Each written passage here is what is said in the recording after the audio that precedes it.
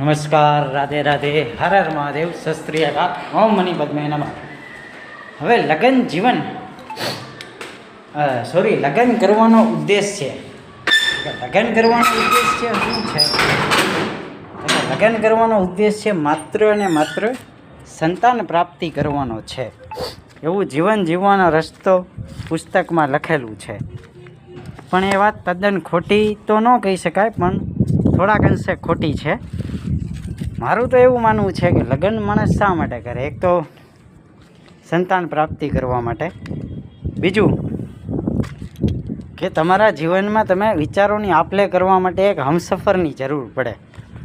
એ હમસફર તમારી આગળ ના હોય તો અકેલાપન મહેસૂસ થાય. એટલે એના માટે માણસ વિચારોની આપ-લે કરવા માટે લગ્ન કરે છે.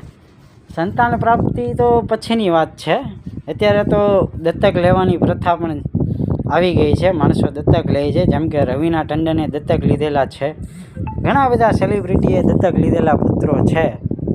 તો સંતાન પ્રાપ્તિ કરવા માટે લગ્ન કરવાના હોતા નથી.